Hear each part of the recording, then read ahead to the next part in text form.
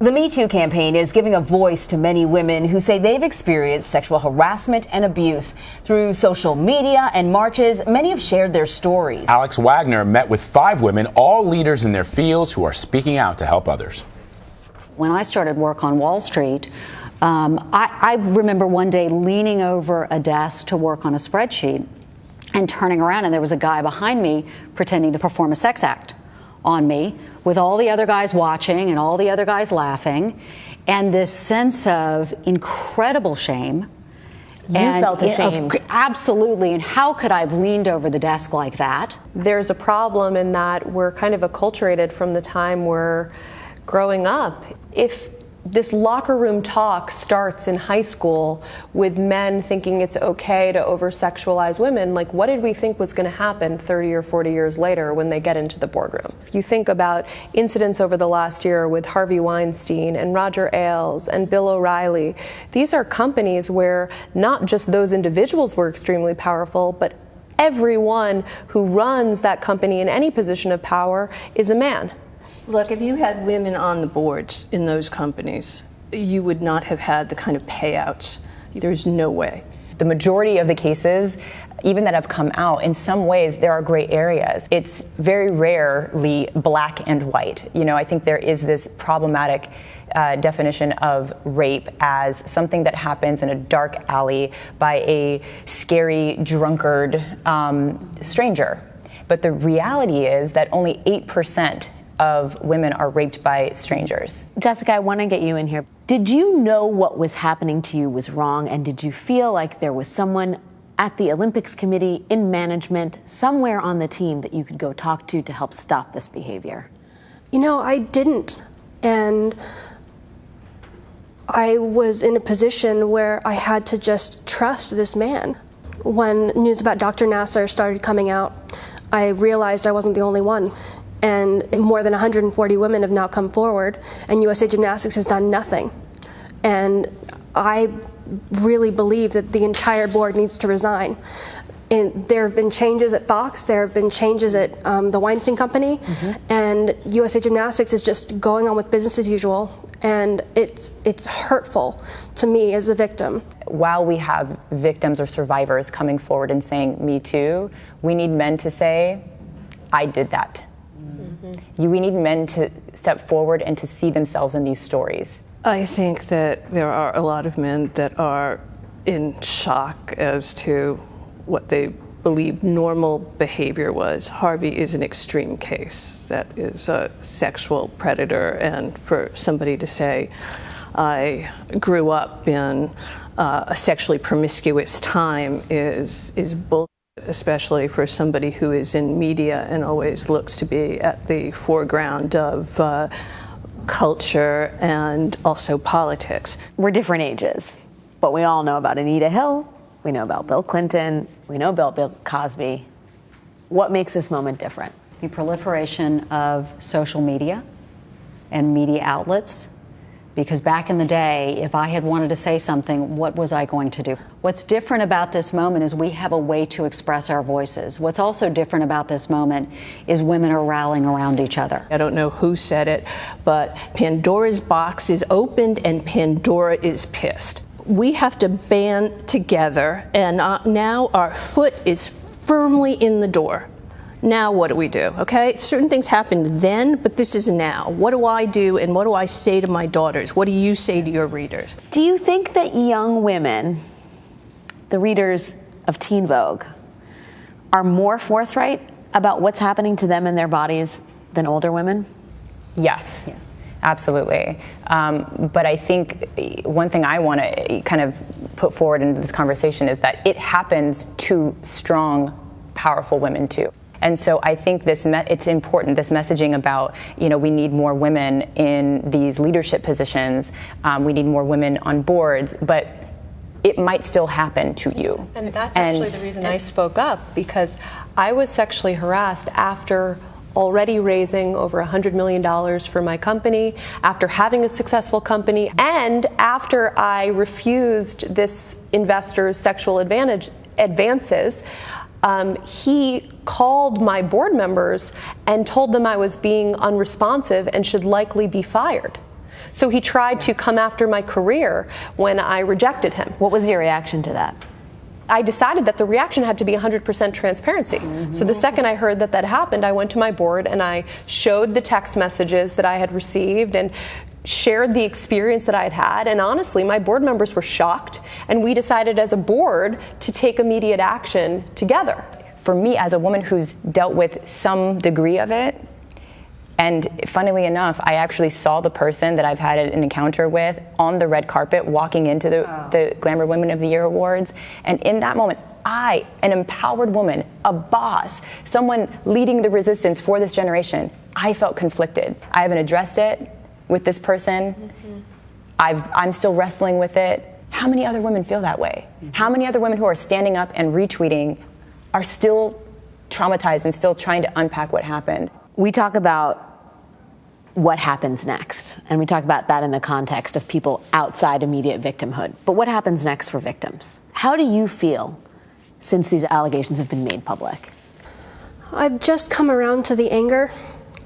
I really, really struggle, and I don't know if it's ever going to go away. And I think that's an important thing for people to understand, that this doesn't just dissipate the moment you speak up. It's almost the moment that you speak up that you can actually start to process. Do you think that you can get to a point where this isn't the thing that you think defines you? I hope so. I really do. You will. Yeah, and I was seeing you guys and just listening to everything that you've been talking about, it almost makes me want to cry, because I know that we can do what we need to do to make sure this never happens again, so that not one person has to come up and say, you know, me too. And I am just very empowered by listening to you guys.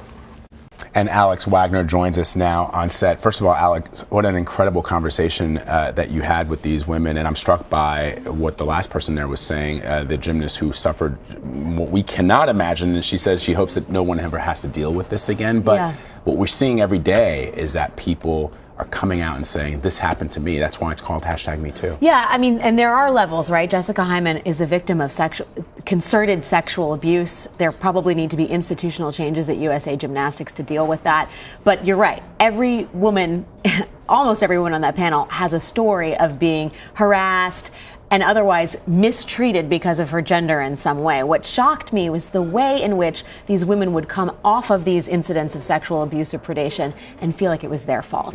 Almost all of them said, look, I felt awkward and ashamed that I was the woman in the room, and shouldn't I be able to deal with this better? And that's something that needs to change immediately when we talk about all of this. I thought it was very interesting, the comment about men needing to get involved too. Men needing to say, not only sort of finger wag and say that behavior is horrible, but also look at themselves. Yeah. Maybe my behavior was horrible. These are all women of influence in different fields. I mean, did they discuss what it is that they felt could be done to encourage men to do that? Well, I think, the first thing is we need to take a long, hard look at gender in the workplace, right? The women's lib movement came around in the 60s and 70s, and women were brought into the workplace, and there was not a lot of discussion or thinking about, okay, what does that dynamic mean? We are reckoning with that right now. This is the harvest of the seeds that were sown, which arguably was a very good thing to bring women into the workplace, but we haven't grappled with it in terms of societal and cultural and sexual implications. So I think there's that. Jane Rosenthal from Tribeca said,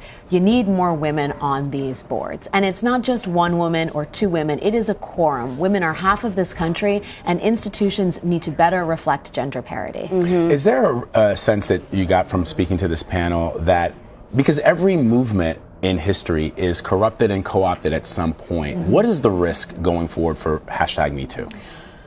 I mean, I think, look, it's hard right now. There's kind of a lot of media coverage of this, and I think we need to be careful not to devolve into salacious or frenzied coverage. We need to keep in mind that these are victims, we need to treat them with respect, and we need to think deeply about what the path forward is, right? And that is not easy to do in the current sort of environment and the news cycle that we're all a part of. So I think time and thought and consideration is first and foremost. And the second is, I think we really need to ask the questions about what needs to be fixed. Not just that this is all happening and covering the immediate, but what are the medium and long-term steps?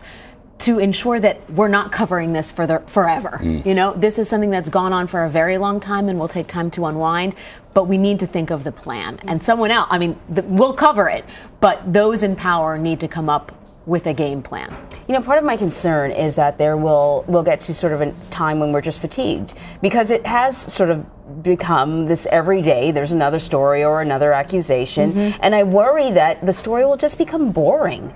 You know, after the frenzy, it will become boring. Do they think that this is a watershed moment, a moment when there really will be change, or do they think that we'll just sort of fizzle out? I think, you know, I asked that question about, we've seen Anita Hill, we've seen Bill Cosby, and we've seen Bill Clinton. Right. This feels different because, A, the sheer number of the allegations that are being put forward and the number of victims. I mean, when this is all said and done, there will be probably thousands of women. In many industries. Exactly. And I think our attitude collectively has changed towards victims themselves. There was victim shaming in the past. There was a sense of disbelief, questioning whether the allegations were true. Now the sort of burden of proof lies on the accused. Now, there is going to be some talk about whether that's the right thing, but I think fundamentally the scales have shifted in balance of the victims, and that makes this moment different.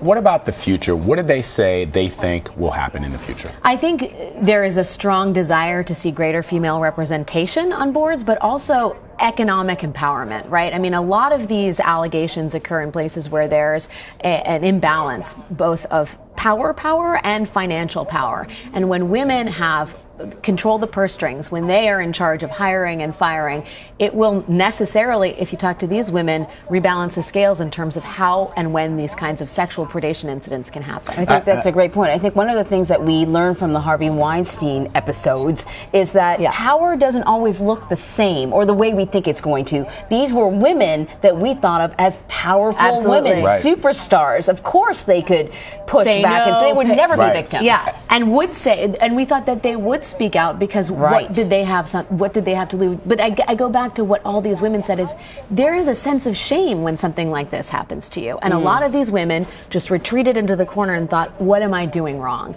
And that is what fundamentally needs to change, and I think it is changing to some degree. It's such a great point. I can only imagine if there are these powerful Hollywood actresses, powerful women in their industry who struggled with this themselves, how difficult it must be for somebody who is not, who doesn't have that platform, who's an intern, somebody trying to break into journalism, somebody trying to break into the movie industry. It's such a good point, because we have been having this conversation about powerful men, and the reality of it is this is not an issue with powerful men, it's an issue with men and women in the workplace. Yeah, well, and I also think it's incumbent upon women in positions of power to look out for other women, right? If there is the intern or the mid-level staffer and you're at the top of the power grid, it is really important to look out and be aware of the environment that is created in terms of sexual predation, harassment, and accusations relating to both. Yeah, I agree. Well, really powerful. Yeah. Thank you for sharing that with us, Thanks Alex. for having me on.